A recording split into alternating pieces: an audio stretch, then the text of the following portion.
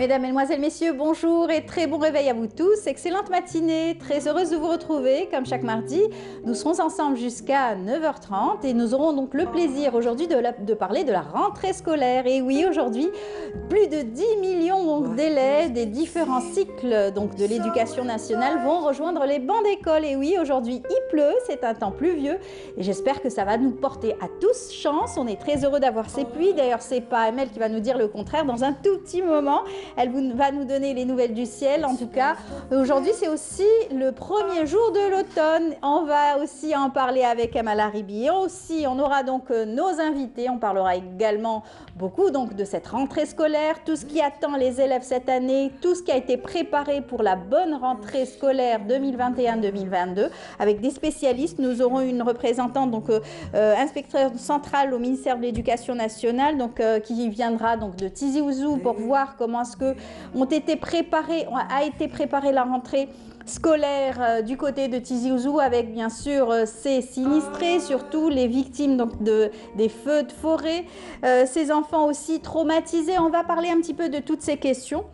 Nous aurons aussi à parler des publications scolaires pour aussi des classes adaptées pour les malvoyants. Nous aurons le directeur de communication de l'Office de publication scolaire qui viendra sur notre plateau pour nous parler bien sûr de cette thématique. Nous aurons également Haïda Meshri sur notre plateau pour nous parler du stress, de la peur, de l'angoisse, peut-être des plus petits qui vont se séparer pour la première fois de leurs parents et surtout des parents aussi qui angoissent pour voir leurs enfants partir pour la première fois à l'école. Et Inch'Allah, ça sera une bonne rentrée scolaire pour tout le monde. Nous aurons également notre journaliste Samira Hajamar qui sera en direct de l'école, qui donnera le coup d'envoi pour cette rentrée 2021-2022. Elle sera tout à l'heure en direct avec nous pour nous donner quelques impressions. Et puis on continuera avec, bien entendu aussi, on ne finira pas de parler bien sûr de nos champions, nos athlètes en e-sport. Cette fois-ci, Skander Atmani sera parmi nous, lui médaillé d'or bien sûr du 400 mètres et aussi record mondial, c'est pas rien. Il va nous en parler, il va nous parler de ses impressions. Il sera accompagné de notre chroniqueur aussi sportif. Il s'agit de Sid Ahmed Bouraïb qui sera parmi nous tout à l'heure. Voilà, c'est tout le programme qu'on a choisi pour vous. Restez bien attentifs et appréciez surtout tout notre programme avec toute l'équipe du Bonjour d'Algérie qui vous salue. On va commencer avec la météo tout de suite.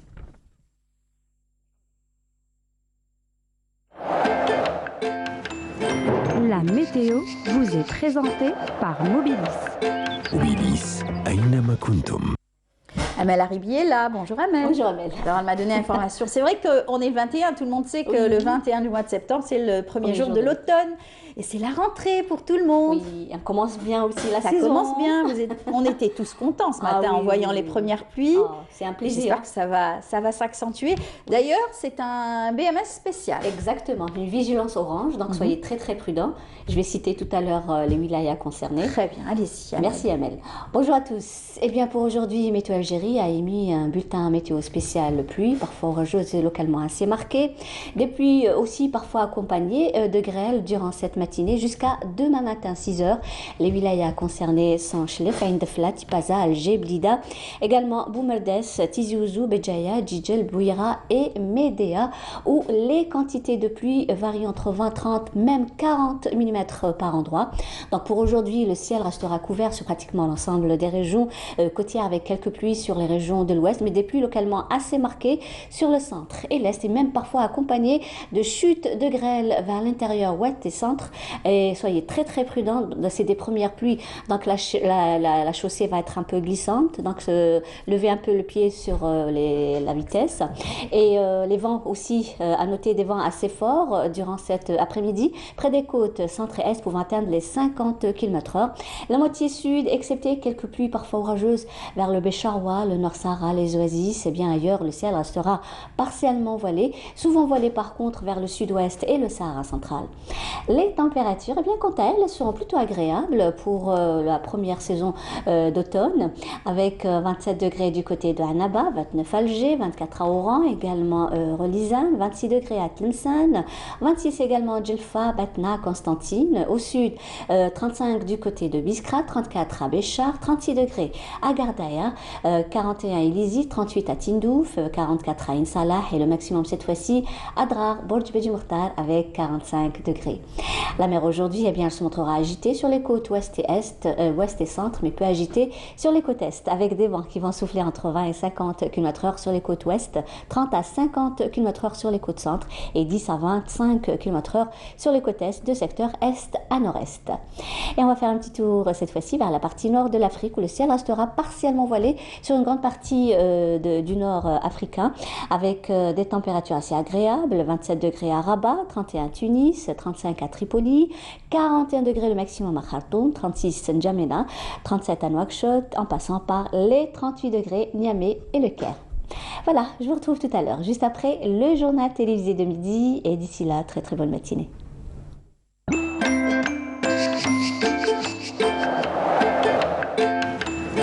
La météo vous est présentée par Mobilis.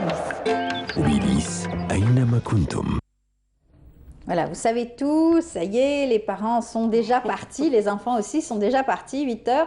L'entrée, bien sûr, pour rejoindre les bancs d'école et surtout les classes, retrouver sa classe, ses camarades, les enseignants, c'est très important. C'est un premier jour très, très attendu pour tous les enfants qui ont, je l'espère, passé de bonnes vacances.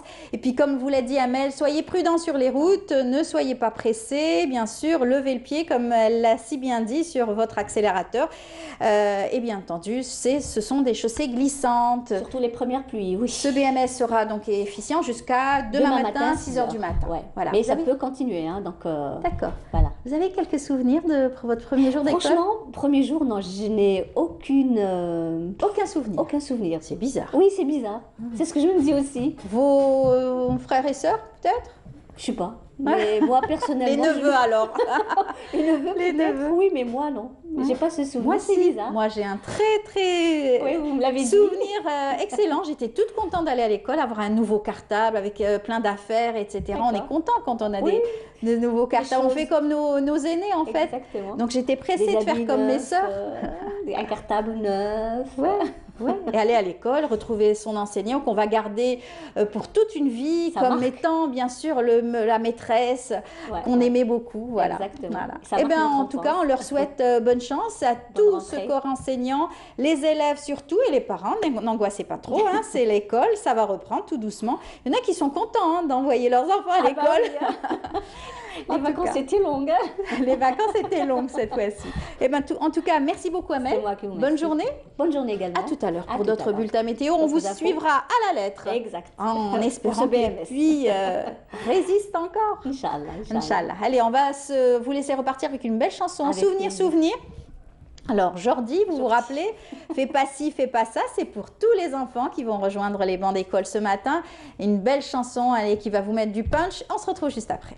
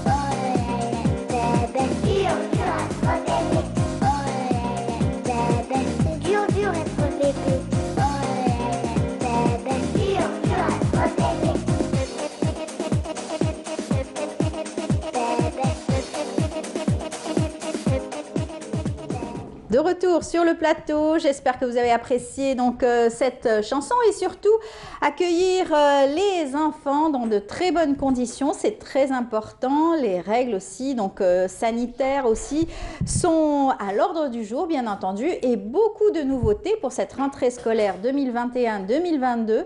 Et notre invité va nous en dire un peu plus. Il s'agit de Fatiha Moualek. Bonjour. Bonjour. Bienvenue parmi nous. Merci. Vous êtes inspectrice centrale au ministère de l'Éducation nationale et il y a donc plus de 10 000 élèves cette année. Non, 10 millions. 10 millions, pardon. 10 millions d'élèves cette année qui rejoignent les bancs d'école, c'est important, et qui rejoignent donc dans de très bonnes conditions les différents cycles, bien sûr, de l'éducation nationale. Oui. Merci d'abord pour l'invitation. Bonjour à tous les téléspectateurs.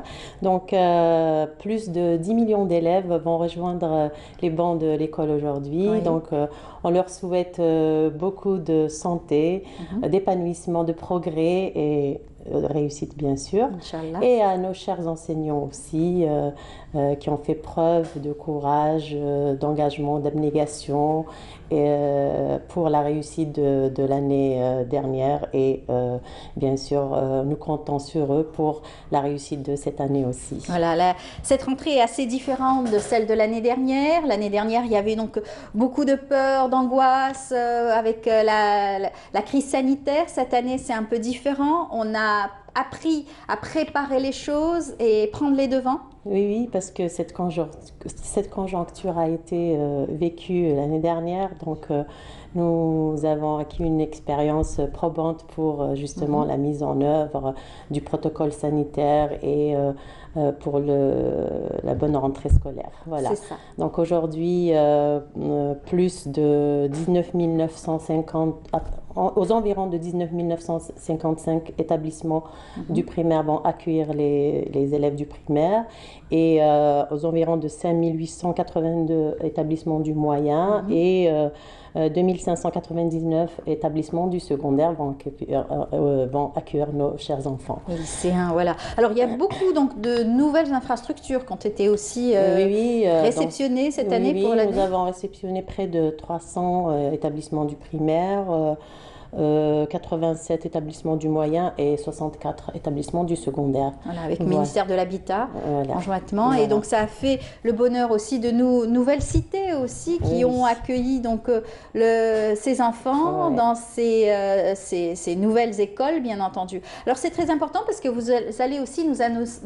annoncer beaucoup de nouveautés. Oui, donc je parlais du protocole sanitaire. Bon, le protocole sanitaire c'est la première chose que les établissements ont procédé au nettoyage et à la désinfection des salles de cours, des bureaux, des sanitaires, des réfectoires, des cuisines, et c'est-à-dire toutes les infrastructures des établissements.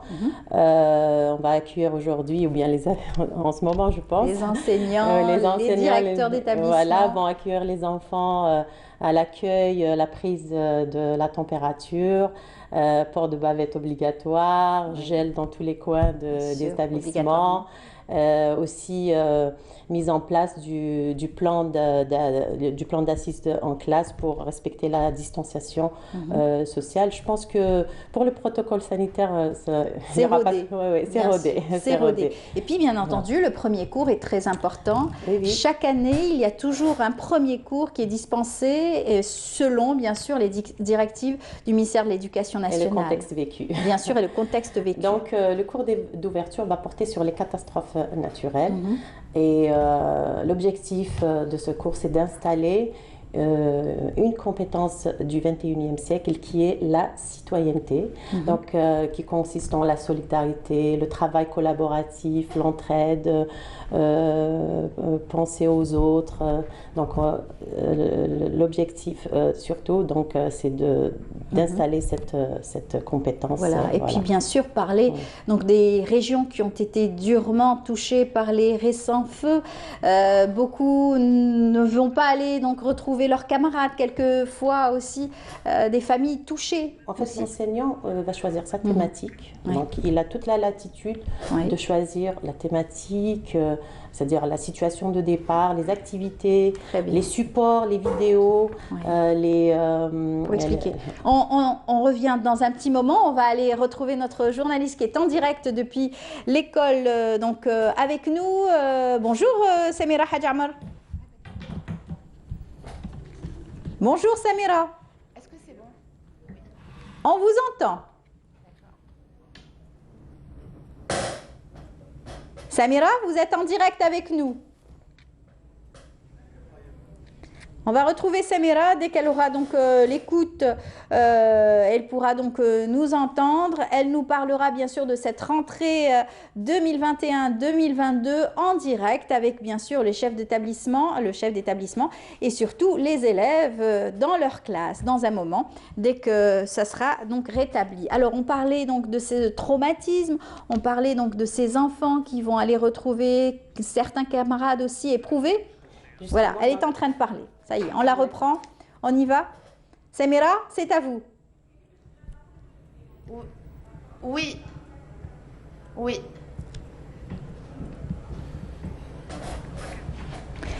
Alors, dites-nous dans quelles conditions justement vous êtes dans cette classe et comment est-ce que les élèves vont donc rejoindre les classes. C'est leur premier cours très important. D'accord. Eh bien, les conditions. Aujourd'hui, il a plu, il a même plu beaucoup. Le ministre est venu, les élèves sont rentrés. Il y a eu les mesures sanitaires qui ont été respectées. Les petits ont mis leur masque, ils ont utilisé le gel. Voilà. Ensuite, le ministre a fait un petit point de presse. Il a présenté les chiffres de cette nouvelle année. Il faut savoir que cette année, 4 millions d'enfants sont rentrés au primaire. L'école Ibzar fait partie du projet pilote des écoles numériques. C'est la deuxième après Betna. Voilà, donc le cours est fait à partir de tablettes. Les élèves ont des tablettes numériques. On voit le prof en train de montrer le cours. Donc l'écran est tactile. Voilà. Et il y a avec nous des petits élèves de première classe qui vont peut-être se présenter. Ils sont en première année. Bonjour, comment tu t'appelles?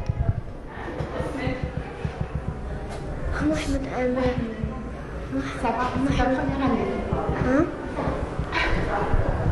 Bon, ils sont tout petits, donc je pense qu'ils auront un peu de stress pour parler. Et avec nous, c'est Maya.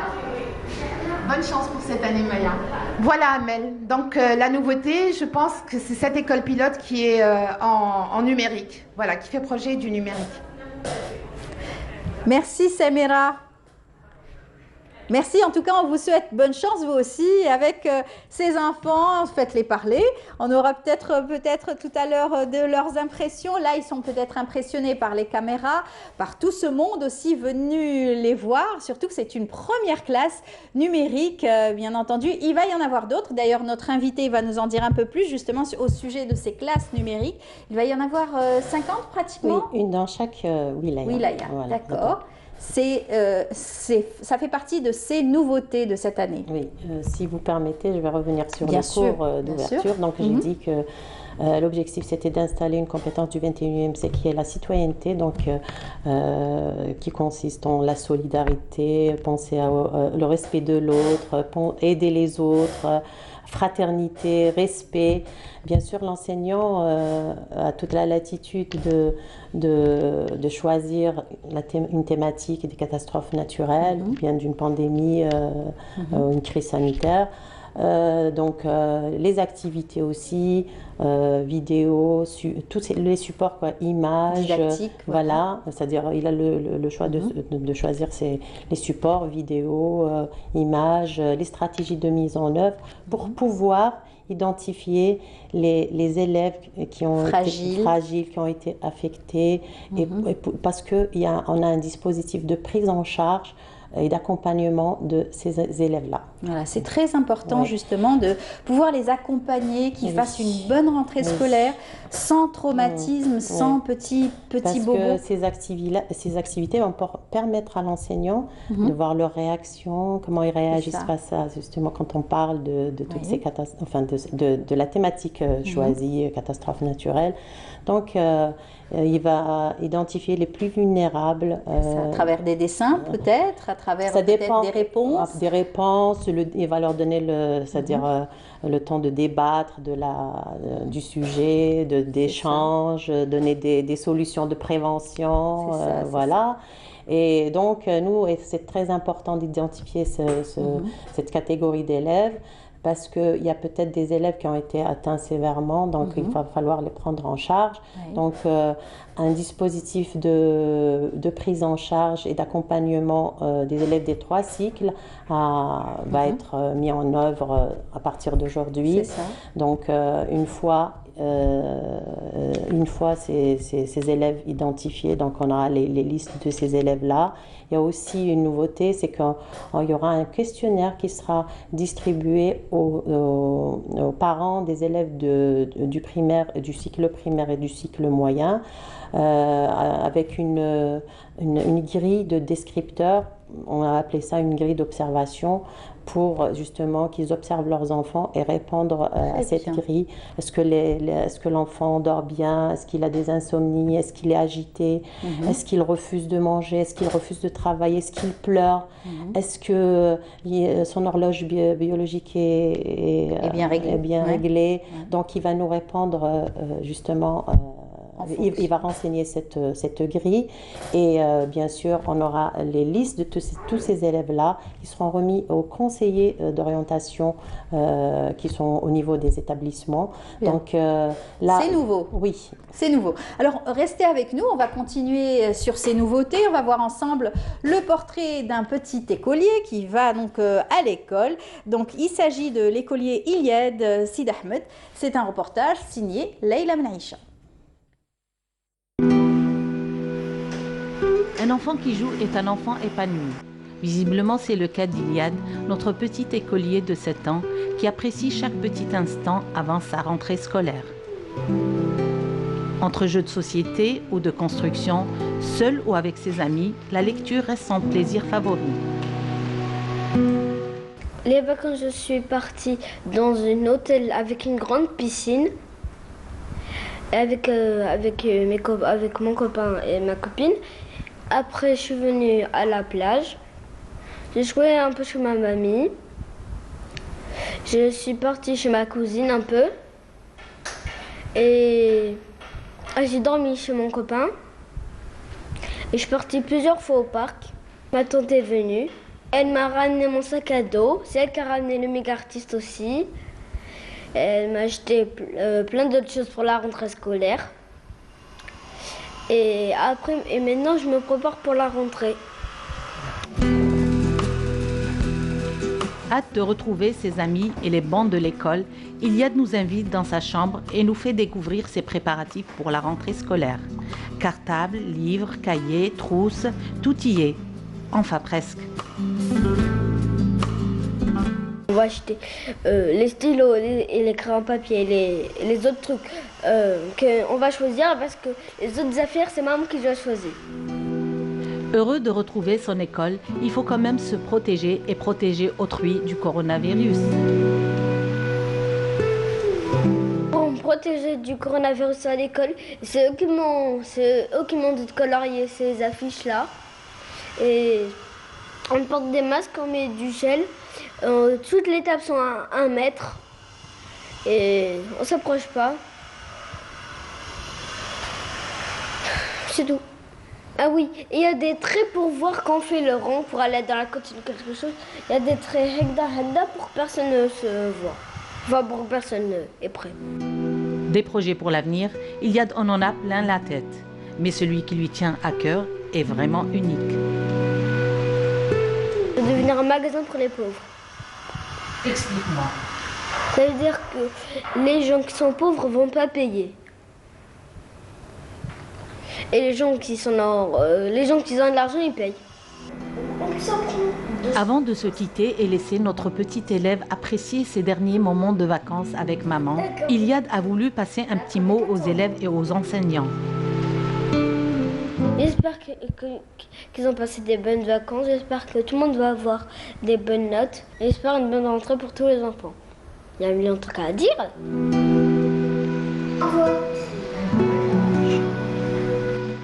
Bravo à ce petit Iliad. Et bien nous aussi, on te dit bonne rentrée scolaire à toi, un petit garçon très conscient de ce qui l'entoure, très à l'écoute de ce monde aussi, et très tout plein de conseils, et cette envie d'ouvrir un magasin pour les pauvres. C'est mignon comme tout. Alors, ce sont donc des enfants qui préparent la rentrée scolaire et qui vont s'apprêter à avoir bien sûr bien entendu un cartable, des affaires et tout un programme. Donc là encore, on a pu voir le cartable qui préparait. Si vous permettez, je vais rajouter juste quelque chose. C'est que dans le dispositif de prise en charge et d'accompagnement psychologique, c'est-à-dire on remet à l'enseignant c'est-à-dire un document contenant des descripteurs pour l'aider à identifier ces élèves-là. Donc par exemple, si l'élève est agressif, refuse de faire ses exercices, coléreux, hyperactif, c'est-à-dire un ensemble de descripteurs qui vont l'aider à identifier ces élèves-là. Donc voilà. Beaucoup de prise en charge psychologique cette année, on le remarque. Voilà. Donc, et puis, si vous permettez, j'ai dit qu'on remettait à l'enseignant, on le dote d'un certain nombre de descripteurs pour l'aider à identifier ces élèves-là. Les parents vont nous remettre leur grille renseignée. On a aussi une note de recommandation pour les conseillers aussi. Comment, c'est-à-dire, parce que la première prise en charge sera faite par les conseillers d'orientation, c'est-à-dire à travers le dessin, à travers le jeu, à travers la parole, à travers les débats. Bon, mais les cas les plus sévères seront orientés vers des spécialistes. Très bien. Voilà. Alors, on revient quand même à la question du cartable, parce que c'est une question très importante qui a été donc posée par le président de la République. Exactement, justement, c'est le projet de l'école numérique. Trouver des solutions rapidement. Exactement.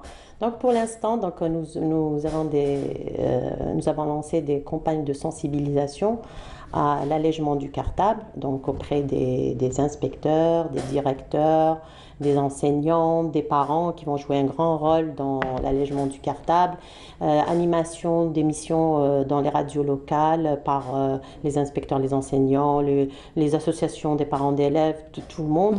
Donc les points sur lesquels il faut vraiment insister, c'est que les emplois du temps doivent être respectés, remis aux parents, pour que les parents sachent quelles sont les matières dispensées le lendemain pour organiser le cartable de l'élève. Parce qu'en général, l'élève, il prend toutes ses affaires, donc il faut respect de l'emploi du temps, organisation du cartable de l'élève en fonction des matières dispensées. Voilà, à peu près. Et on demande aux parents de vérifier, surtout pour les petits, le cartable, ce qu'ils ont pris, que les affaires c'est-à-dire nécessaires pour la journée. Il y a aussi une idée, c'est par exemple les familles de matières, parce que nous avons 3 pôles. Nous avons les matières scientifiques, les langues et les matières sociales. Donc on pourrait par exemple réserver un cahier pour les 3, par exemple.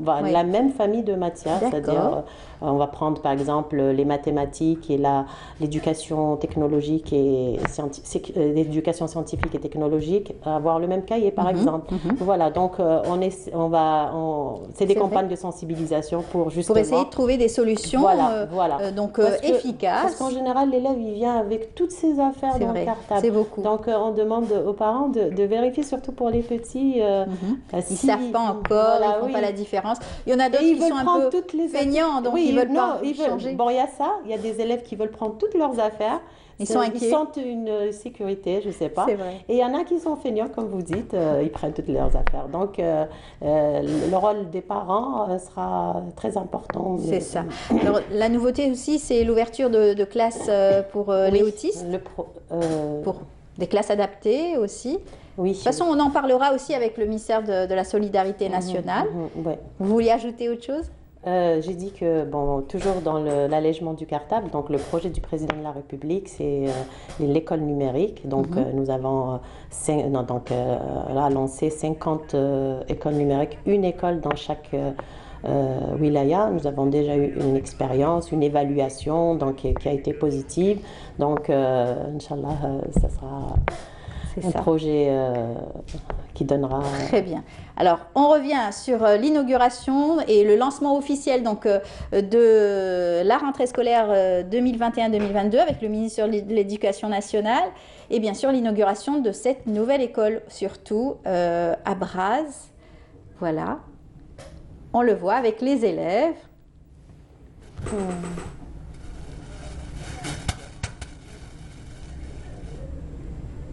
Voilà, c'était donc, on y reviendra à travers bien sûr les journaux télévisés, sur Canal Algérie, bien sûr sur les autres chaînes aujourd'hui. C'est donc une rentrée très attendue par les élèves, les parents, le corps enseignant et toute la famille donc de l'éducation nationale. Tout a été fin prêt pour justement cette rentrée. Oui, tout a été fin prêt parce que nous avons commencé à préparer tous les documents nécessaires pour la bonne rentrée, enfin pour que la rentrée scolaire soit réussie et surtout l'année scolaire aussi. Donc nous avons tout préparé, nous avons tout communiqué aux concernés, aux inspecteurs, aux directeurs, aux enseignants, nous avons tous les documents nécessaires avant la rentrée scolaire. Et ça, c'est très important. Comme ça, ils se préparent, ils lisent les documents. Sans oublier qu'en amont, bien sûr, la rentrée a été donc lancée déjà pour les travailleurs, les fonctionnaires donc, de l'éducation nationale, bien avant, bien sûr, les élèves. La vaccination aussi a été donc lancée pour ce corps enseignant. À partir du 22 août. Donc nous les travailleurs et fonctionnaires de l'éducation nationale. Donc nous avons 1400 UDS où la vaccination se fait. Nous avons à peu près 41 centres médico-sociaux et nous avons à peu près, je ne me rappelle pas très bien des chiffres, je crois 16 centres médicaux appartenant aux œuvres sociales. Voilà, très bien. Donc, en tout cas, bon courage à vous. On appelle tout le monde à venir se vacciner parce que, et garder les gestes barrières toujours. Voilà. Tout à fait, tout à fait. Et on continuera bien sûr à parler donc, de cette rentrée scolaire avec nos autres invités, parler tout au long de la semaine, bien sûr, avec le ministère de la Solidarité nationale et d'autres ministères qui ont aussi contribué à cette bonne rentrée scolaire. Donc merci beaucoup, Madame Fatiha Moualek. Je rappelle que vous êtes inspectrice centrale au ministère de l'Éducation nationale. Merci beaucoup d'avoir été notre invitée ce matin. Merci beaucoup. Je voudrais juste dire, soyons tous engagés et mobilisés pour la réussite de cette année. Inch'Allah. Merci beaucoup. Bonne continuation. Merci. On vous laissera repartir. Vous avez tant de choses à faire aujourd'hui. Et surtout, rencontrer les médias. On continue notre émission. Je vous invite tout de suite à suivre ce reportage. Restez avec nous. On va suivre ensemble un reportage signé Leïla Benaïcha qui s'est intéressée au trousseau scolaire et l'achat, bien sûr, de ses affaires scolaires. Regardez. Pour contourner la bousculade et le stress durant les achats pour la rentrée scolaire, beaucoup de parents choisissent les papeteries qui misent sur la disponibilité et la variété des articles demandés, ainsi que des prestations innovantes.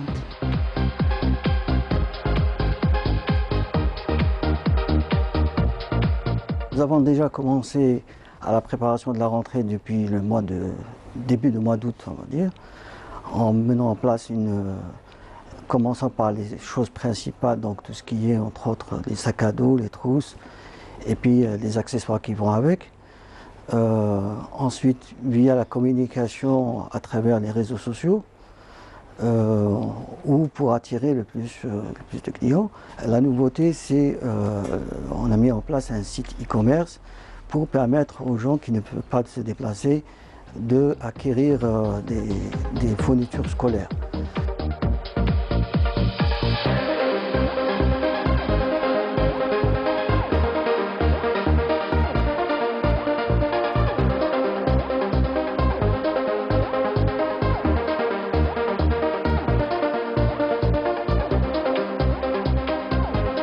Le client, il a le choix, différentes marques, différentes bourses, différents choix en termes de, que ce soit en termes de cartable, en termes de trousse, en termes de stylo et même les cahiers. Vous avez, le client il a l'embarras du choix, pas comme avant, on va dire, à notre époque.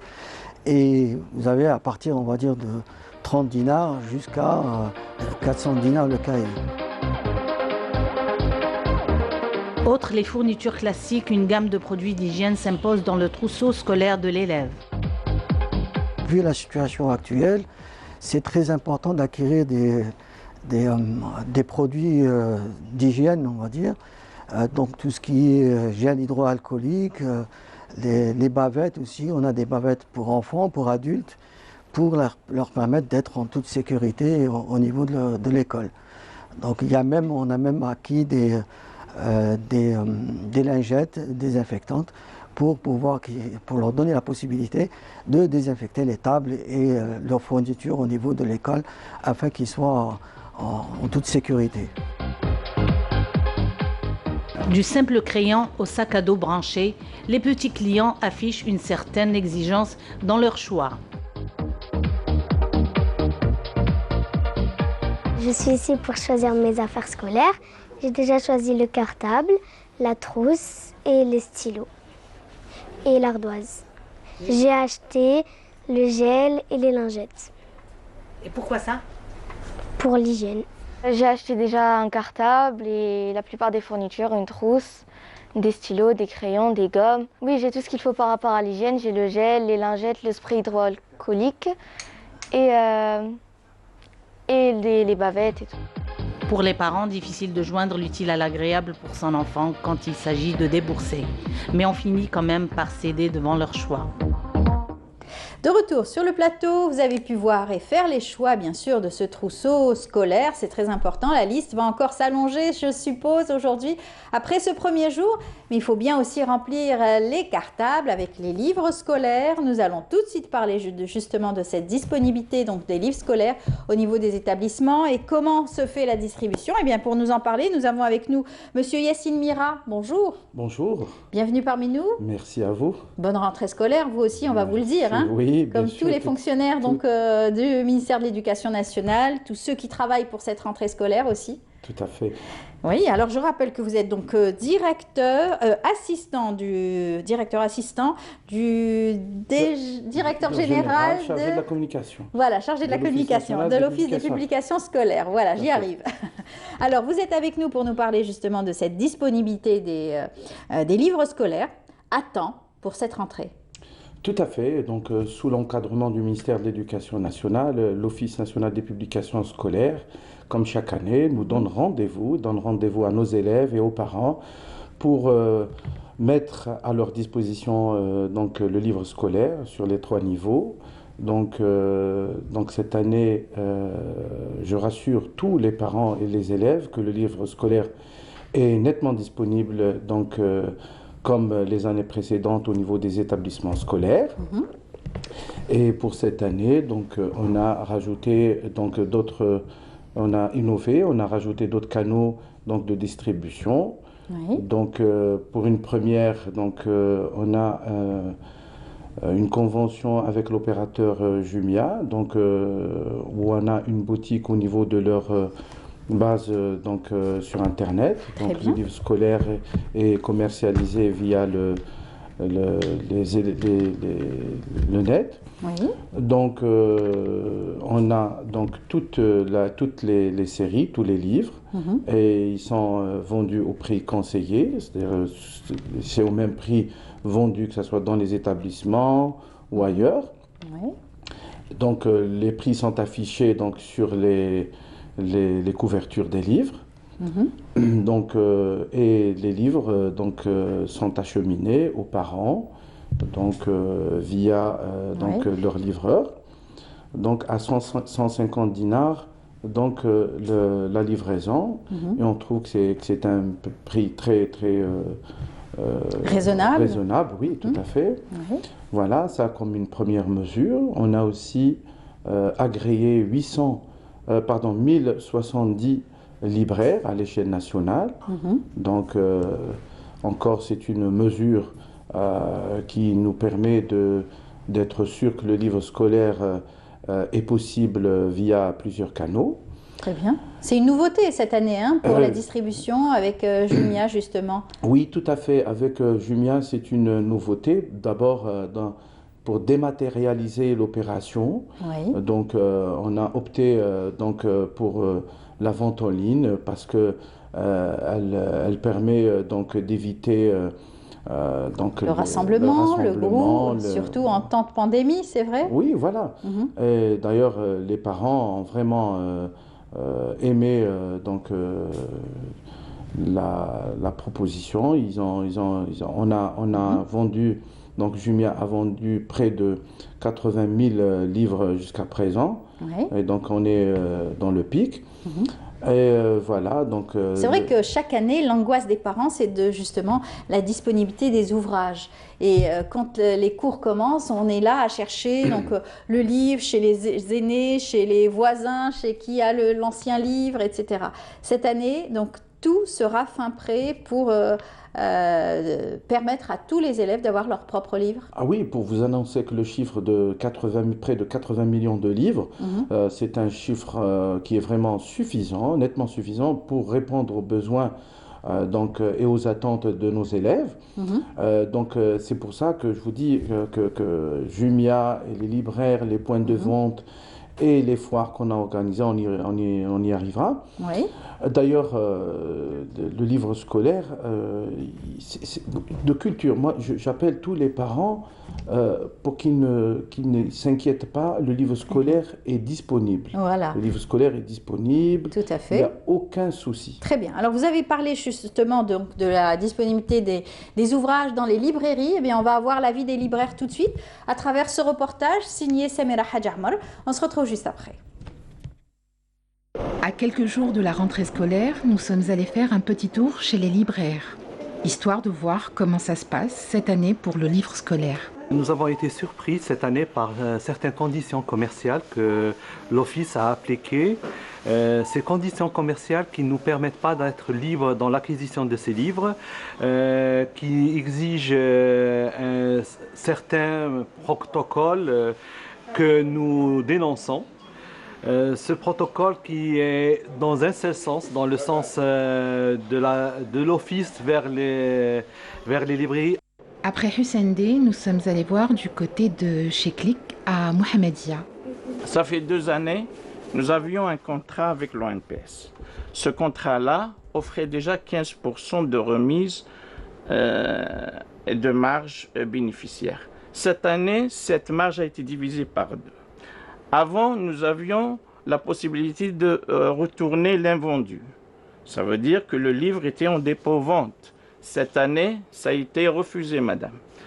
Avec les conditions actuelles, le changement de programme, il nous serait difficile de respecter ces conditions un petit peu dérangeantes parce que tout simplement, les programmes changent, la qualité parfois des livres est rudimentaire, donc il nous serait difficile de respecter les clauses de ce contrat assez contraignantes. Et puis retour sur la rue Hassiba Ben Bouhani, chez El Medina Al Munawara. هو البروبليم تاعنا تاع الليفر سكولير خدمناه ديجا مع عنده حتى صافي 4 سنين.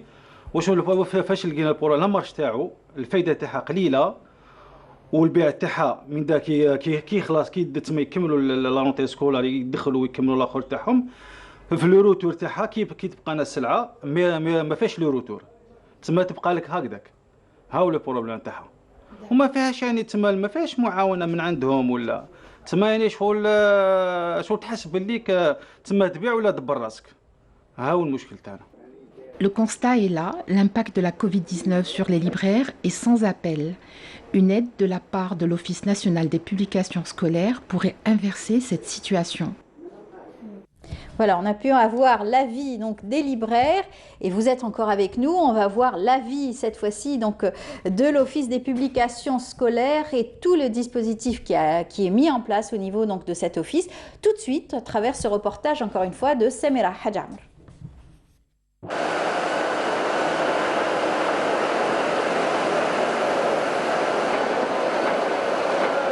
On l'a bien compris, cette année, le livre scolaire a représenté un défi pour les libraires. Nous sommes donc allés à l'Office national des publications scolaires, l'ONPS, pour nous enquérir de la situation. Pour cette année, on a 885 librairies, donc homologuées par l'Office national des publications scolaires. On a 40 points de vente. On a prévu 39 salons, donc du 7 pour 15 jours de ce mois.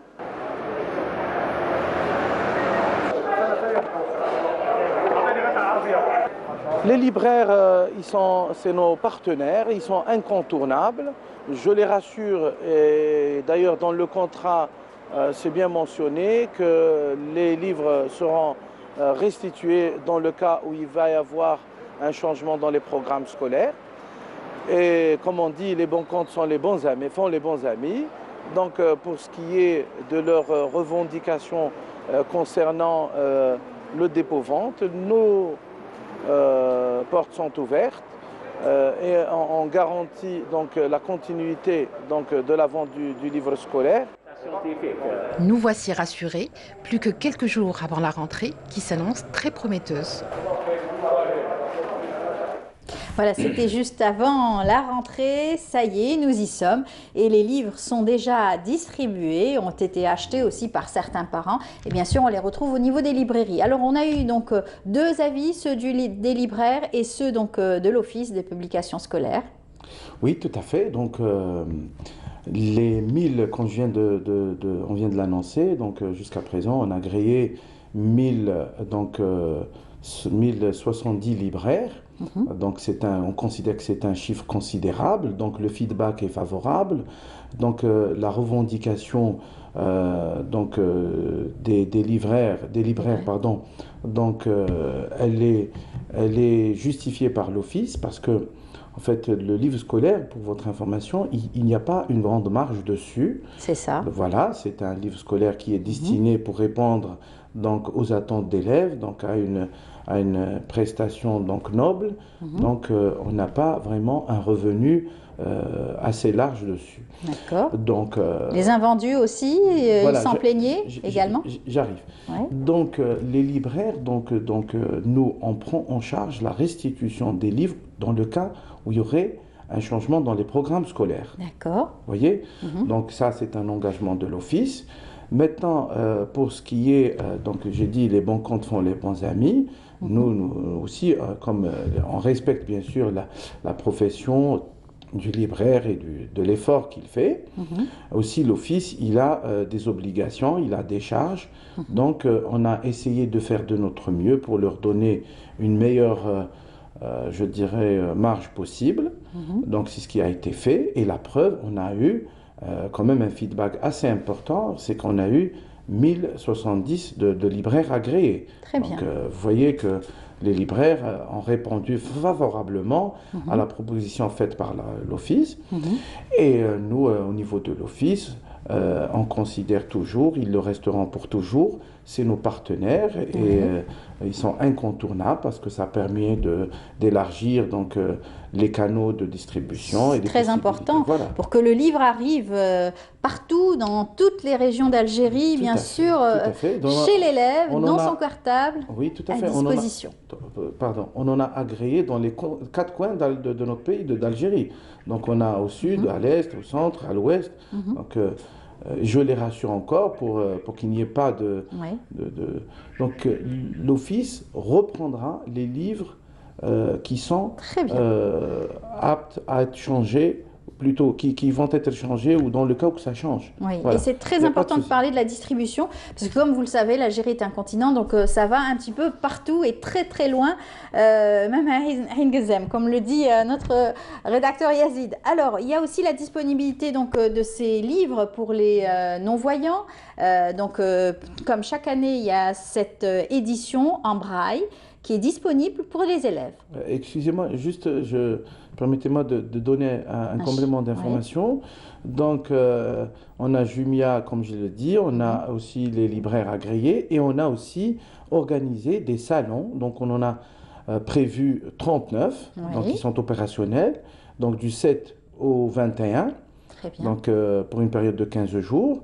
Sur Alger, par exemple, on a donc installé la foire au niveau de Sablette, donc l'espace Sablette, et les autres wilayas aussi, dans dans les maisons de culture, dans les différentes places. Très bien. Et on a aussi 40 points de vente. Donc Voilà. vous voyez que, en plus, les établissements scolaires qui vont vendre le livre scolaire. Donc Voilà. tous ces canaux, on estime qu'ils sont assez suffisants pour répondre aux attentes et Inch'Allah. aux besoins des élèves. Très Oui, bien. tout à fait. Alors là, je l'ai dit, la disponibilité aussi du livre en braille. Oui. Et vous me disiez justement que la nouveauté cette année, c'est l'édition du livre scientifique en braille. Alors en relief, là aussi, c'est une nouveauté. Oui, en fait, l'Office national des publications scolaires, donc dans le cadre de l'égalité des chances à l'accès à l'information Et au savoir, oui. et au savoir, donc l'Office national des publications scolaires prend en charge l'impression des livres destinés donc aux non-voyants. Donc pour cette année, on en a produit plus de 38 000 livres, donc pour répondre aux besoins de 1484 élèves, Oui. donc sur les 3 niveaux, donc confondus. Comme vous venez de le dire, donc le livre scolaire est disponible dans les établissements scolaires parce que, pour votre information, les élèves non-voyants, donc ils sont pris en charge donc par le ministère de la Solidarité nationale au niveau du primaire et du CEM. Et le ministère de l'Éducation nationale les prend en charge au niveau donc, du secondaire. Aussi, le ministère de l'Éducation nationale, comme vous venez de le dire, a donc une nouveauté pour cette année.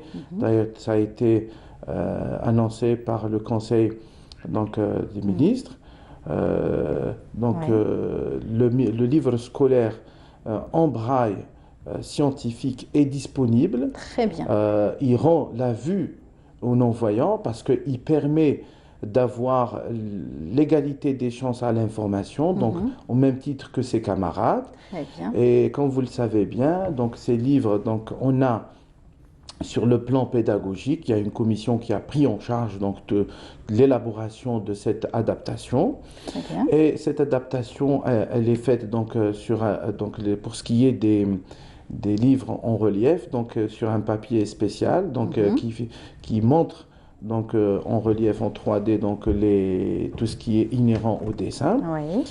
Et aussi, c'est écrit en clair pour que le professeur, parce que comme je l'ai dit, les élèves non-voyants, ils sont pris en charge par donc, le ministère de l'Éducation. Donc les élèves, c'est des voyants, donc ça leur permet de transmettre donc, les mêmes données, le même savoir à leurs camarades voyants. Très bien. Eh bien, merci beaucoup pour toutes ces informations. On dit bonne rentrée scolaire à tout le monde, encore une fois, vous aussi, puisque vous avez énormément travaillé pour la réussite donc, de cette rentrée. C'est notre devoir. Merci. Voilà. Merci beaucoup. Je rappelle, Monsieur Yassine Mira, vous êtes donc directeur et assistant donc, du directeur chargé de la communication à l'Office de publication scolaire. Merci beaucoup. Merci à vous. À très bientôt. Merci. On continue notre émission. Je vous invite à suivre ce reportage de Sabrina Khlifi qui a vu avec l'association Winnelqa pour trouver donc, les affaires scolaires. Regardez, on se retrouve juste après. À l'approche de la rentrée scolaire, une intense activité caractérise le mouvement associatif, mobilisé pour le soutien des familles démunies dans la couverture des frais des fournitures scolaires. À l'exemple de l'association Winnelqa qui a lancé l'opération Winnelqa Kartabi. L'autre projet aujourd'hui, c'est l'opération Kartabi 2000, donc on l'a fait chaque année. La période de la rentrée, à quelques semaines près, nous avons commencé à travailler dessus depuis la fin août à ce jour. Voilà. Donc, comme vous voyez, on est en train de ramasser, que ce soit en dons de particuliers ou d'entreprises ou de sociétés, donc qui nous ramènent soit des affaires, comme vous voyez ici, cartables à faire, soit des dons financiers qui nous permettent d'acheter nous-mêmes les cartables et les affaires scolaires. Bon, je vais vous faire un petit résumé par rapport à l'action, comment qu'elle s'est passée. Donc, on est 3 équipes. La première équipe a fait le recensement et la mise à jour des listes des enfants démunis. La deuxième équipe c'est les achats des fournitures et cartables. Et la troisième équipe dont je fais partie, c'est la gestion du stock et du dépôt. Donc c'est la logistique c'est la logistique terrain. Afin de bénéficier des dons, les familles nécessiteuses doivent remettre un dossier au niveau de l'association. Nous répertorions chaque année les familles qui ont ce besoin. Pour le savoir, donc on est obligé de leur demander de faire un dossier, comme vous voyez ici, c'est un dossier social qui regroupe une partie médicale et une partie sociale. Et souvent, ce sont ces familles qui ont besoin d'une aide médicale, ont aussi besoin d'une aide sociale. Donc ils préparent ce dossier-là. Et en même temps, il y a une fiche familiale qu'ils doivent nous ramener et on répertorie le nombre d'enfants. Par la suite, on établit des listes, comme vous voyez ici. Ça nous permet de savoir combien d'enfants il y a, l'âge, la classe à laquelle il appartient, parce que nous mettons dans les cartables les enfants en fonction de leur scolarité. C'est-à-dire, s'il est en première année primaire, on mettra les affaires de la première année primaire. S'il est au lycée, on mettra les affaires du lycée. Les listes sont ceux du ministère de l'Éducation, qu'on essaye de respecter au plus vite. Pour les donateurs, chacun peut aider avec le moyen qui lui convient. Acheter directement les fournitures scolaires et les déposer au niveau du siège de l'association ou bien avec une somme d'argent. On est au niveau de notre dépôt à Ouad Ramman. On remercie notre ami bénévole à l'association Winelqa qui nous a prêté le dépôt. À la base, c'est un traiteur. Donc il nous a prêté le dépôt juste pour l'action Winelqa Kartabi. Voilà. Donc on est en pleine action, comme vous voyez. Il y a des cartables, on a pratiquement 300 cartables au niveau du dépôt, bien sûr avec leur fourniture. Et on a un arrivage, Inch'Allah, l'après-midi, de pratiquement 700 cartables. Donc si on prend la mise à jour, on est pratiquement à 1000 cartables, Inch'Allah. Et l'objectif, c'est 2000 cartables et plus. Voilà, on est toujours en train de récolter les dons des gens, que ce soit en cartable ou en fourniture scolaire, ou là même des sommes d'argent qui sont soit déposées directement au niveau de l'association Winelqa à notre siège Fidraria, ou là par notre compte CCP ou la CPA qui sont sur la page Facebook. Ces collectes visent non seulement à venir en aide aux enfants nécessiteux, mais aussi à renforcer l'esprit de solidarité et à développer l'entraide entre les citoyens.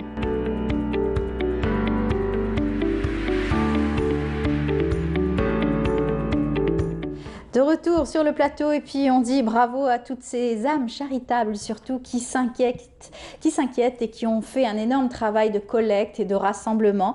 Bravo, pour toutes ces personnes nécessiteuses qui sont aussi dans le besoin, qui voudraient aussi avoir, tout comme leurs camarades, les mêmes affaires, de nouvelles affaires aussi pour cette rentrée scolaire. Eh bien, on va parler donc de cette rentrée scolaire, on va continuer à en parler du côté psychologique cette fois-ci avec Aïda Mechri, comme elle est avec nous chaque semaine, chaque mardi, elle est parmi nous pour nous en parler. Bonjour Aïda. Bonjour. Comment ça va? Très très bien, alhamdoulilah. Alors la semaine dernière, nous avions parlé donc de cet attachement aux tablettes et aux écrans numériques. Oui, cette année, plutôt cette fois-ci, on va parler donc de la rentrée scolaire. Détachement.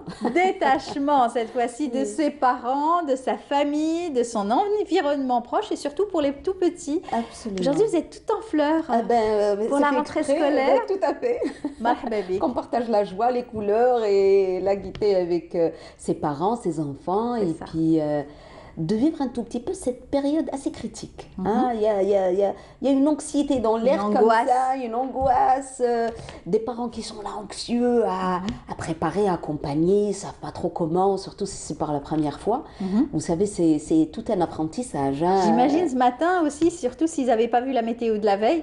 Allez, il est où le parapluie, la veste, etc. Voilà, un peu plus d'embouteillage dans la circulation, un petit retard. Oui. Combien que c'est important, combien que c'est important de s'arrêter. Ce n'est pas juste visiter une école, ce n'est pas vraiment inscrire un enfant pour vraiment débuter une année. C'est un parcours très important pour permettre à nos enfants de vivre cette belle expérience, de comprendre que c'est une leçon de vie dans l'autonomie, dans le détachement.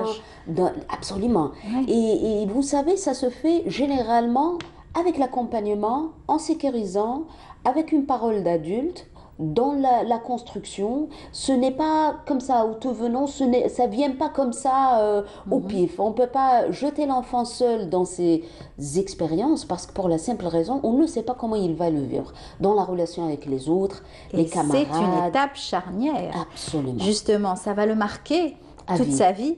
S'il a un bon professeur, enseignant, maîtresse, etc., ça va être pour lui décisif pour son cursus scolaire. C'est vraiment très visible. Hein. Il y a une joie, il y a un amour comme ça, un attachement vers l'école, même si ça pleure un tout petit peu, mais il y a quelque chose comme ça dans le partage, les enfants, la trousse, beaucoup de choses. Ce qui est marrant, c'est qu'il y a des enfants qui vont dire oui, je vais à l'école, ils sont tout contents et tout, et dès qu'ils vont aller à l'école, peut-être la première journée, ils vont dire ça y est, j'ai vu, c'est bon, ça y est, je retourne à la maison, j'y vais plus. Tout à fait, c'est pour ça qu'il faut vraiment expliquer à l'enfant pourquoi on repart le lendemain. Voilà. Généralement, il manque cette parole qui va consolider l'école. L'école, ce n'est pas institution, maison qu'on va visiter, on va revenir chez soi. Non, l'école, c'est un projet, c'est un avenir, pourquoi on étudie.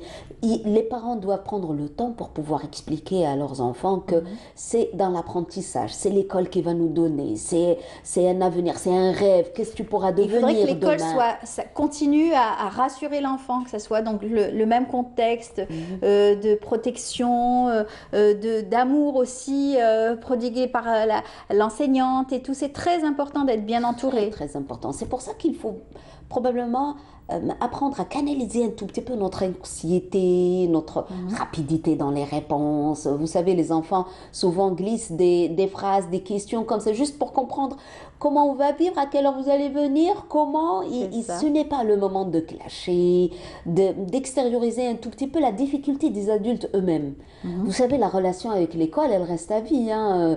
Si on parle aujourd'hui de l'école primaire, moyen ou même au lycée, ça reste des expériences personnelles. Si on était vraiment tiraillé, on avait des soucis, des conflits, les parents prennent la défensive de protéger leurs enfants, cette présence qui peut piétiner sur la liberté de l'enfant. Ceci dit, qu'il y a des parents qui sont là à secouer un peu le cadre, à secouer les enseignants, le cadre pédagogique, on va dire, tout le monde, juste pour protéger leurs enfants, pour être là. Je crois que ce n'est pas dans ce sens qu'il faut vraiment construire ce lien. Il faut garder la co-construction avec l'équipe pédagogique. Il faut avoir confiance en l'équipe pédagogique. Confiance chez l'enfant parce que c'est à lui de vivre sa scolarité. Quelquefois, l'enfant chez lui est un peu trop peut-être couvé, on va trop le couver, le protéger, etc. À l'école, ça lui permettra d'être à l'école, ça lui permettra d'être lui-même et s'affirmer face à ses responsabilités. Oui, c'est pour ça qu'il ne faut pas trop avancer. Il nous semble qu'il faut vraiment le protéger, le sécuriser, mais ça ne veut pas dire prendre le devant de la scène pour pouvoir décider, acheter les vêtements, acheter le matériel nécessaire, choisir le cartable, permettre à l'enfant de vivre sa propre scolarité. C'est pas la scolarité des parents. Donc c'est pour ça qu'il faut vraiment, avant qu'il rentre à l'école, c'est de lui permettre de placer ses phrases, pourquoi il est à l'école, qu'est-ce que ça veut dire une école, pourquoi on étudie, dans quel sens, qu'est-ce qu'on veut apprendre. Souvent, vous savez, il y a des phrases négatives ou quelque chose qui disqualifie un tout petit peu le processus. Et les enfants, vous savez, ils sont tellement intelligents qu'ils se balancent un tout petit peu ces phrases. Voilà, ça sert absolument à rien, pourquoi je ne suis pas il vaut mieux s'inscrire dans tout ce qui peut être positif. C'est plus facile pour les cadets ou les plus petits, etc. Pour les aînés, ils vont devoir affronter tout dans la vie, les premiers. Donc, vont être les premiers cobayes pour tout, même pour l'école. Donc, c'est peut-être plus difficile pour les aînés. Mais pour les enfants, le reste de la fratrie, ça vient au fur et à mesure. Ils ont l'expérience des aînés. Donc c'est plus simple. Dans deux sens. Hein. Vous savez, on a vu aujourd'hui, en face de moi, Amel Almé, on a beaucoup parlé de la psychopathologie de l'enfant, les troubles de l'apprentissage, les troubles de langage. Chaque enfant est unique. On a beau à cadrer, à dire ça va mieux, même les parents changent, le statut. Alors, le parent, dans sa dimension éducative, C'est pour ça qu'aujourd'hui on parle à ces mamans qui sont trop attachées. Comment je peux éduquer mon fils pour qu'il puisse vraiment vivre cette belle frustration, pour ne pas dire il pleure, voilà, et elle pleure de l'autre côté. Stress. Un stress qui va être booster. Il va booster un petit peu l'enfant. C'est une frustration qui va lui permettre de rebondir, de sortir un tout petit peu de ce vécu. Si on le protège et on ne lui permet pas de vivre ce manque, ces moments difficiles, ce face-à-face avec l'autre, ces difficultés de pouvoir prendre place. Le partage avec les camarades aussi, c'est très important. Il ne saura pas le vivre après. Parce qu'on a comme étouffé l'enfant dans son propre vécu. Et parce qu'on ne peut pas, on ne se porte pas, on n'a pas le temps, on travaille, qui va le faire? C'est les grands-parents à la place des parents. Et souvent, les grands-parents sont tellement passifs qu'ils ne vont pas prendre le temps pour eux. Non, je crois qu'aujourd'hui, avoir cette qualité d'écoute, écouter attentivement. Ça veut dire écouter, ce n'est pas oui, qu'est-ce que tu as fait, briefer, tu me dis 1, 2, 3, qu'est-ce que tu as, avec qui tu as parlé, avec qui tu as. Non. Écouter nos enfants dans leur propre expérience, ne pas se précipiter vers ce qui leur a fait mal. Hein, les affects, les bousculent un tout petit peu. J'ai écouté, nanani, nanana, voilà, elle m'a fait ceci, ça.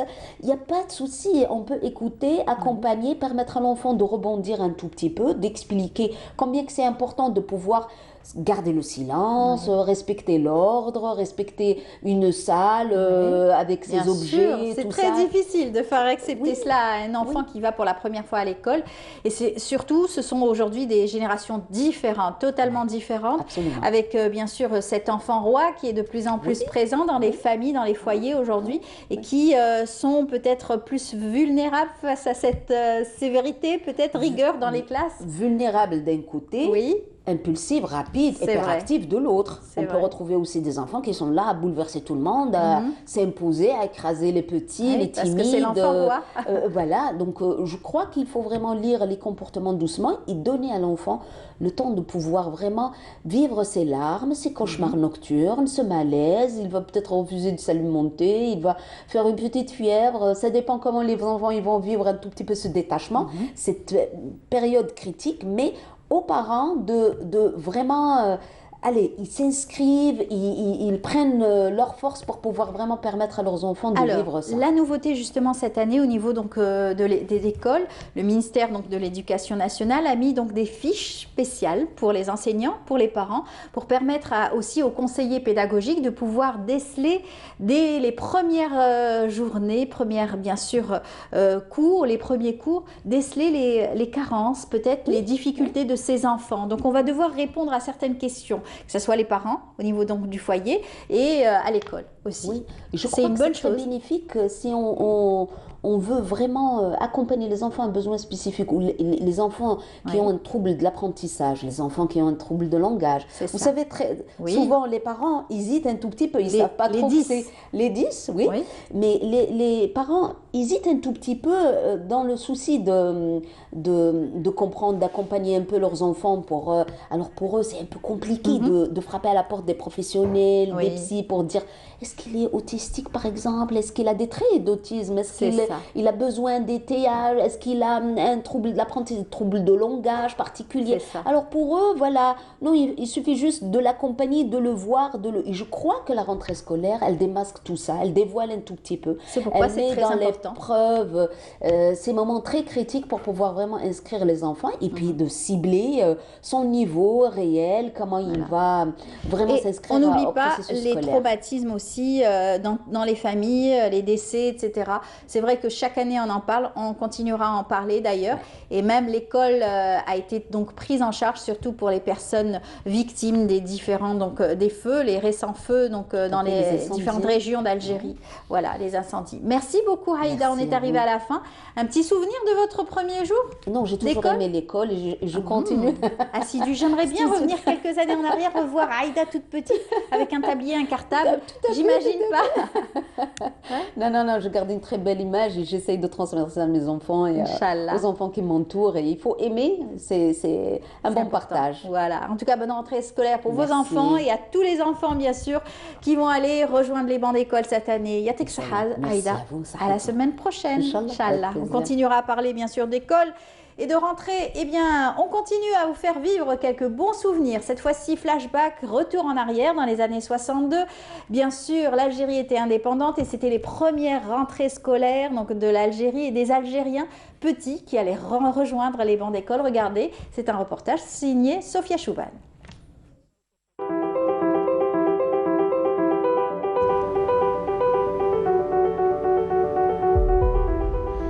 La rentrée scolaire de 1962 en Algérie a été un immense défi.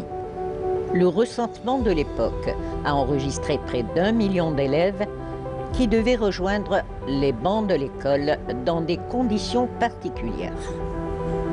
L'indépendance étant acquise, il fallait préparer les jeunes citoyens à l'instruction publique et leur garantir une éducation scolaire gratuite et généralisée à l'échelle nationale. Cette tâche d'édification devait combler les inégalités en matière d'accès à la scolarisation, dans l'optique de consacrer les principes de l'équité sur le plan éducatif. Il est à signaler que le décret du 6 août 1962 du gouvernement algérien a indiqué toutes les conditions de scolarisation des Algériens, en définissant la date de la rentrée scolaire, le calendrier des vacances, la disponibilité du corps enseignant et la responsabilité des inspecteurs de l'éducation. Dans ce contexte particulier, la tâche n'était pas aisée du fait qu'il n'y avait seulement que 10% du corps enseignant disponible et peu de structures pédagogiques. Pour y remédier, l'État algérien a entamé la construction de nouvelles écoles, la formation d'enseignants, tous corps confondus, dans le nouveau système d'éducation nationale. Le second chantier de ce secteur a été la confection des programmes scolaires en se basant sur un contenu local algérien, faisant valoir ainsi l'identité de tout un peuple qui, longtemps, a été bafoué dans sa dignité.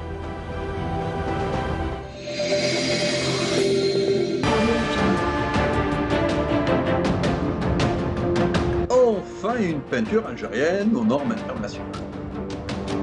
Tous vos besoins en peinture intérieure, peinture métal, préparation de support ou peinture extérieure, choisissez Coral Peinture. Coral Peinture, c'est les maths à faire.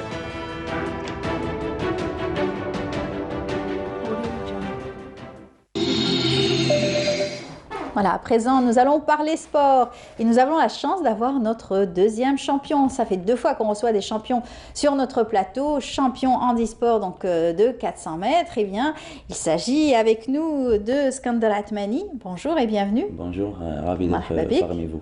J'aurais dû laisser Sid Ahmed le présenter. C'est lui le chroniqueur de ce matin pour la sportive, bien sûr. Marhaba bik, Sid Ahmed. Bonjour Amal, bonjour Skandar, un honneur d'avoir un champion. Ah ben oui, je ne pouvais pas m'en empêcher de le présenter. Voilà, on est très content de le recevoir et de vous permettre aussi d'énumérer toutes ses performances, surtout sportives. Exactement, premier paralympique pour Skandar et un record du monde sur 400 mètres et une médaille d'argent sur le 100 mètres. Skandar qui est aussi le recordman d'Algérie du 100 mètres chez les valides. Skandar, c'est ça. Oui. Il est aussi champion... médaillé de bronze avec l'équipe nationale des valides en championnat d'Afrique en 2014. C'est ça, oui. Alors Skandar, quel est le secret de votre réussite lors de votre première participation à des Paralympiques?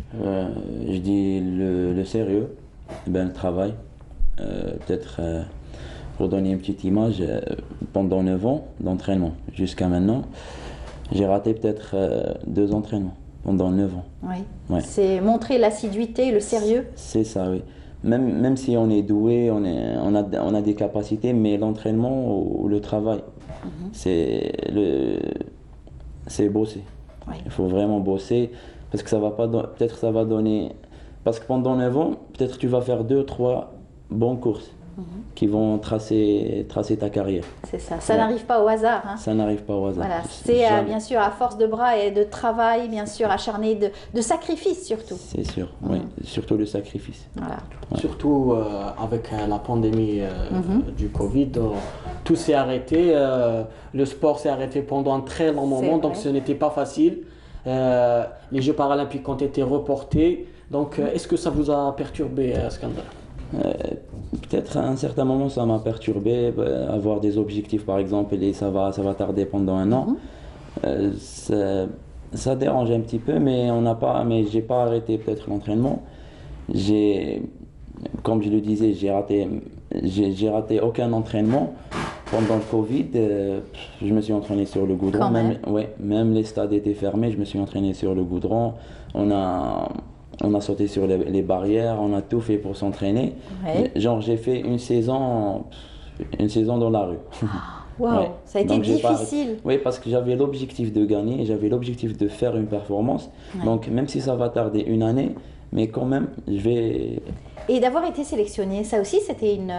Vous avez terminé à 1 centième de seconde de l'Irlandais Jason Smith, qui est triple champion paralympique. Oui. C'est une légende dans sa spécialité. Oui. Vous terminez à 1 centième. Oui. Donc c'est vraiment immense. C'était une déception pour moi. Ouais, pour on l'a raté de peu, donc la médaille. C'était une déception parce que c'était facile pour moi de gagner. C'était vraiment facile, surtout dans les qualifications. J'ai fait un chrono de 10,58, très à l'aise.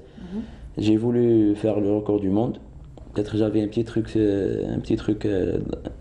dans ma cuisse, donc j'ai pas voulu risquer. Oui, au moins, pour ne pas forcer, pour ne pas être blessé. Ouais. Surtout, par exemple, j'avais plus de chance sur 400, donc pour ne pas se blesser, peut-être tout va s'arrêter.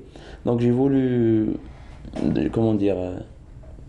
vous préserver, hein. Vous avez eu cette intelligence de préserver votre capacité, vos capacités sportives, oui. Surtout votre corps, hein, bien sûr. C'est sûr. N'allez pas au-delà pour éviter donc de se blesser. C'était l'objectif de ça. Donc, et même parce que peut-être j'avais eu une surconfiance. Et ça m'a un petit peu déréglé, donc, mais quand même, peut-être ça m'a poussé pour le 400. Voilà, en tout cas, bravo. C'est encore une fois une autre médaille et une autre belle médaille. Vous êtes quand même monté sur le podium et vous étiez encore une fois là pour l'hymne national. Ouais. Voilà, c'est une fierté pour l'Algérie. Quand j'ai eu la médaille d'argent, comme je pensais juste à l'or. Ouais. Donc j'ai fait une faute, j'ai pris l'or et ben la dame elle m'a dit non, l'autre. Ben oui, c'est des souvenirs inoubliables en tout cas. Hein. C'est des anecdotes qu'on pourra raconter plus tard. Alors, Skandar, est-ce qu'on peut dire que dorénavant, vous allez vous concentrer plus sur le 400 mètres? Oui. Malgré que vous êtes recordman d'Algérie chez les valides dans 100 mètres avec 10 secondes 29. Oui. Maintenant, je vais me concentrer peut-être sur 400 mètres. Parce que après cette course, j'ai vu qu'il y a vraiment du potentiel, il y a vraiment une réserve, comme on dit, une réserve de progression, une marge de progression. Pourquoi pas un record d'Algérie chez les valides sur 400 mètres? Et ça sera mon objectif. Bravo, hein. Ouais. Inch'Allah, on lui souhaite à Skandar. Ouais. Skandar, comment vous avez commencé avec l'athlétisme? Comment a commencé votre histoire? Ça a commencé parce que je me sentais un petit peu maigre. Je suis parti au stade. Donc je pensais à prendre quelques protéines comme ça pour prendre du poids. Et du coup, je pars au stade pour brûler les protéines. Ouais. J'ai rencontré mon premier coach que je salue, Msir Bachir. Et ça a commencé. Après 2 mois, j'ai eu le titre de champion d'Algérie. J'ai battu quelques très bons athlètes algériens. Et ça a commencé, c'est beau. Ouais, c'est comme ça qu'une aventure peut commencer justement dans le domaine du sport. C'est extraordinaire. Et on arrive à découvrir son corps, à découvrir surtout ses capacités sportives. Moi, personnellement, j'ai jamais pensé que j'étais doué. Je ne l'ai jamais senti. Jusqu'à maintenant. Où je cours, je ne sais pas comment je suis doué. Donc, vous êtes un exemple. Vous êtes un exemple pour beaucoup. Tous pourraient s'identifier aujourd'hui à votre carrière sportive, à vos capacités. Donc tout le monde peut essayer d'être un jour sportif et d'être un jour champion du monde. Bien sûr, voilà. Bien sûr. Moi, peut-être je fais un appel aux gens. Il ne faut pas rester à la maison. Il faut se découvrir. Il faut se découvrir parce qu'on est tous pleins de potentiel, on peut tous faire plein de choses. Donc, il ne faut jamais se préserver, rester à la maison, quelque chose comme ça. On peut se découvrir, peut-être pas dans le sport, on peut se découvrir à n'importe quel... hobby. Oui, bien sûr. Bien sûr. Et comment est-ce que vous êtes revenu avec cette médaille? Comment est-ce qu'on vous a accueilli dans votre famille, votre entourage sportif? C'était un accueil d'un champion, commençant à l'aéroport. L'accueil chez le président de la République. Oui, c'est vraiment, ça a donné de l'importance aux sportifs algériens. Ça valorise notre travail. Donc, surtout chez la famille, moi j'ai vraiment honoré ma famille. Ouais. C'était l'un de mes objectifs. Je suis le dernier de la famille. Donc c'était juste moi comment dire, il fallait faire quelque chose pour la famille, pour compléter le groupe. En tout cas. Ça fait toujours plaisir de pouvoir donc rapporter, que ce soit des diplômes, rapporter des consécrations. Et là aujourd'hui, vous ne rapportez pas n'importe quoi, c'est une belle médaille d'or pour toute l'Algérie et aussi pour votre famille d'abord avant tout. Bien sûr. J'ai une image avec le World Record là. Il y a le drapeau algérien, il y a Atmani. Donc j'ai fait honorer toute la famille Atmani. La famille Atmani et l'Algérie. Voilà. Ils sont précieux les deux pour moi, et l'Algérie et ma famille. Inch'Allah, bien sûr, Allah Ibarak. Alors, Skandar, maintenant que l'euphorie est passée, est-ce que vous pensez déjà à Paris 2024? C'est sûr, c'est l'objectif. Alors, est-ce qu'on a une petite chance de vous voir chez les valides aux Jeux Olympiques? Pourquoi pas? Vous avez cette ambition? Bien sûr, et ça sera l'objectif. Vous allez y travailler? Bien sûr. Peut-être après ces 2 médailles, pour moi, c'est le début d'une... Le travail commence maintenant. Surtout que c'est dans 3 ans et ça passe très vite pour un sportif. Je commence à travailler maintenant parce que moi personnellement, les 9 ans qui sont passés, c'était juste la préparation pour commencer. Donc pour moi, c'est le commencement ici. D'accord. Vous allez reprendre les entraînements dans 2 semaines environ? Quelque chose comme ça, on va commencer. D'accord. C'est quoi le calendrier pour Skandar? C'est quoi les prochaines compétitions? Il y a les championnats du monde par athletics. Ça sera au Japon, à Kobe. Il y a les Jeux méditerranéens valides. Il y a, je pense, les championnats d'Afrique valides. Mais surtout les Jeux méditerranéens. Oui, parce que ça sera en Algérie. 2022. 2022, oui, à Oran, oui. Décrocher une médaille, pourquoi pas? Bien sûr, il faut très bien représenter le pays. Oui. Et pourquoi pas un record ici en Algérie? Bien sûr. C'est tout ce qu'on peut vous souhaiter de beau. Inch'Allah. Inch'Allah, Skandar. Et vraiment, ils sont belles les médailles. Ah, magnifique, magnifique. Surtout celle-ci. Toute la fierté. Surtout celle-ci, voilà. Quelle fierté. Voilà. Ouais. On va prendre des photos après. C'est clair, c'est clair.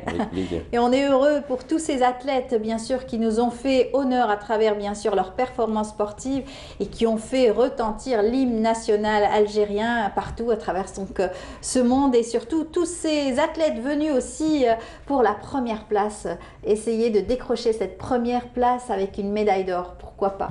Voilà, eh bien, on va parler autre sport. On continue ou ça continue? Oui, on va parler un peu de football et le 2e tour préliminaire de la Ligue des Champions avec le Shabab Belouizdad et l'Entente de Sétif qui se sont qualifiés au 2e tour préliminaire. Plus de détails dans ce sujet.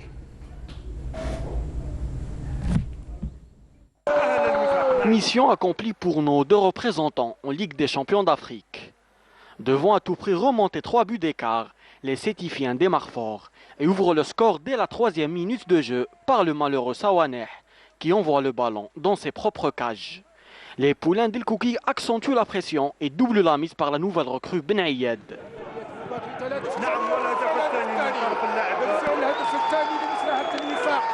À la 67e minute de jeu et après un très bon centre venu du côté droit, Ben Ayed encore lui reprend de la tête. Le ballon s'écrase sur la barre transversale et revient sur Djabou qui inscrit le 3e but.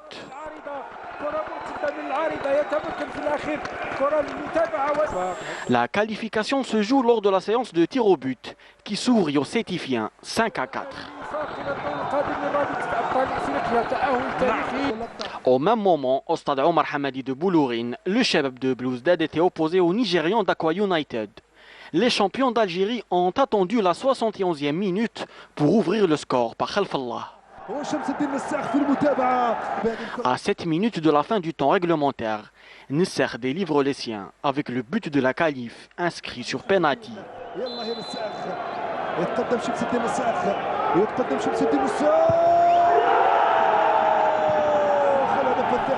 Sétifien Belouizdadi quant à aller le plus loin possible dans cette compétition. Alors, on a pu voir ces belles images quand, bien sûr, le but est là, tout le monde est content. Au deuxième tour préliminaire, le CRB affrontera les Ivoiriens de l'ASEC Mimosa, alors que l'entente sera opposée aux Mauritaniens de Nouadhibou. Alors, ce deuxième tour est prévu pour les matchs allés entre les 15 et 17 octobre et les matchs retour pour les 22 et 24 octobre prochains. Très bien. On continuera à parler, bien sûr, d'autres sports avec vous chaque semaine et parler un petit peu de l'actualité sportive, bien sûr. On continue, on revient à notre champion, bien sûr. Oui, bien Vous voulez sûr. lui poser une question importante aussi? Alors, Skandar, pour tous ces jeunes qui rêvent de devenir champions, quels conseils leur donneriez-vous? Ne vous limitez jamais. Ne vous limitez jamais parce que la vie n'est pas. Comment dire? Elle n'est pas. ماهي juste في الحومة. هكذا باش يفهموني بالك. نقدر نهضر عربية. Bien sûr, تفضل. الدنيا هذه ماهيش في الحومة والله تحت الدار والله باسكو الدنيا كبيرة. Le monde est très grand, il est hyper vaste. Donc on peut chercher notre succès n'importe où. C'est pas dans le quartier, c'est pas limité ici. Donc il faut pas se limiter, il faut voir grand parce que pour se surmonter, pour représenter son pays ou sa famille, il faut vraiment voir grand. Donc il faut jamais se limiter, نشوفوا بعيد. نقدروا باسكو نقدروا نديروا بزاف حوايج حنا. نسمعوا بزاف لا نيجاتيفيتي برا. الناس بالك يسمعونا ما تقدرش ما ديرش سبور عيب بعيد ستاد روح. ما كاش les moyens.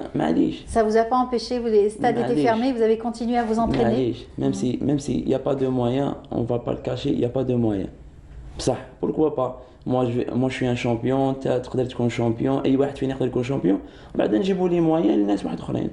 معليش باسكو même si ما كانش لي moyens.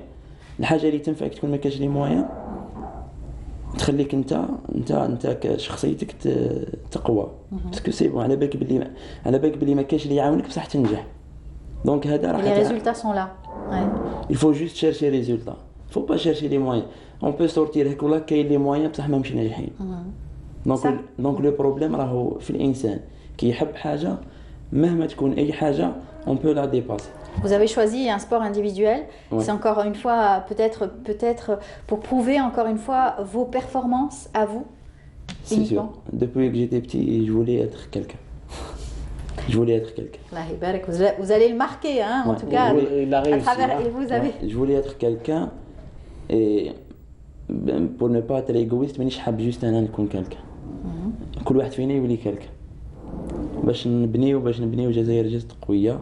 نبنيو مجتمع قوي باش ننجحوا ما نباليش انا حاب هكذا نوليو حاجه كبيره. Magnifique. Alors ce souvenir de Tokyo, il va rester indélébile dans votre mémoire. Ça va rester marqué à tout jamais avec vos autres camarades aussi, donc sportifs, on va dire tous dans leurs disciplines différentes. Vous étiez tous là, fiers de représenter votre pays. L'objectif, peut-être tous les athlètes, leur objectif c'était d'entendre l'hymne national. C'était de faire monter le drapeau, c'était l'objectif. On se disait entre amis, l'Alam. Donc le drapeau, il faut pas l'oublier. Donc moi je les salue, مبروك عليهم كامل. Et Inch'Allah, beaucoup de succès. Inch'Allah. Il y en a eu qu'on a pu recevoir, il y en a d'autres qu'on n'a pas encore reçus. Chérine était parmi nous la semaine dernière, et puis d'autres qu'on n'a pas pu recevoir. J'espère qu'on aura bientôt le plaisir de les avoir sur notre plateau pour pareillement les féliciter et les mettre à l'honneur. Surtout, c'est très important. Skandar nous a invités à faire un petit reportage lorsqu'il reprendra les entraînements. Ah, vous serez là. Avec plaisir. Comment dire non à un champion? Eh bien, on va montrer peut-être votre médaille. Là, on l'a vue, mais pas suffisamment. Elle est tellement belle. Allez, normalement, c'est vous qui la prenez, mais bon, je la prends, Mahlish. C'est joli. J'ai pas les mêmes capacités sportives que vous, Skandar. Mais en tout cas, merci. Trila, oui. Trila. Hein, je vais la passer. Hein. Peut-être que ça va nous porter chance, hein. Nous aussi. Hein. Oui, Inch'Allah. Oui. Bravo en tout cas, belle médaille. Je vais te les passer. Comme ça, tu auras peut-être une chance dans le domaine du sport. Comme nous l'a dit Skandar, il faut essayer. Hein. Peut-être que nous aussi, on a des capacités quelque part. Moi, j'ai commencé le sport à 21 ans. D'accord. Ouais. Donc il n'est jamais trop tard. On est bien loin des 21 ans, mais bon, on le laisse à d'autres, les générations qui arrivent. Il y a les championnats du monde master. Oui, pourquoi pas. On a toutes nos chances alors. Mais elle a la chance. Les championnats du monde, ça sera au Japon. Très bien. Donc un bon souvenir au Japon, donc pourquoi pas rééditer l'exploit. Inch'Allah. Voilà. Et comme c'est la rentrée, nouveaux records. Voilà, on arrive à la fin de l'émission, la rentrée. Ça vous dit quelque chose, un petit souvenir comme ça de votre rentrée scolaire? Bien sûr, les nouveaux vêtements, ouais. Les cheveux là comme ça, la petite douche la veille. Bien sûr, c'est important. Je salue ma mère. Voilà, la Hiberk. En tout cas, merci beaucoup Skandar d'avoir été parmi nous. Bravo à vous, encore une fois, notre champion du monde des 400 mètres, record, détenteur du record du monde, bien sûr, du 400 mètres. Bonne chance à vous et revenez nous voir très bientôt avec d'autres médailles, pourquoi pas, Inch'Allah. Merci Sid Ahmed. Merci Ahmed, à la prochaine, Inch'Allah. À mardi prochain, Inch'Allah, la semaine prochaine, on continuera. Vous, bien sûr, vous travaillerez tout au long de la semaine pour les résultats sportifs de nos athlètes. Eh bien, on est arrivé à la fin. Merci à vous tous de nous avoir suivis. Excellente matinée. Et puis, bon courage à tous ceux qui vont reprendre donc l'école, les enseignants, les parents, les enfants, tout le monde. Bonne chance pour cette rentrée scolaire 2021-2022. Merci beaucoup à toute l'équipe de nous avoir donc accompagnés, de l'équipe du Bonjour d'Algérie. À demain, 8 h. Au revoir et bonne journée.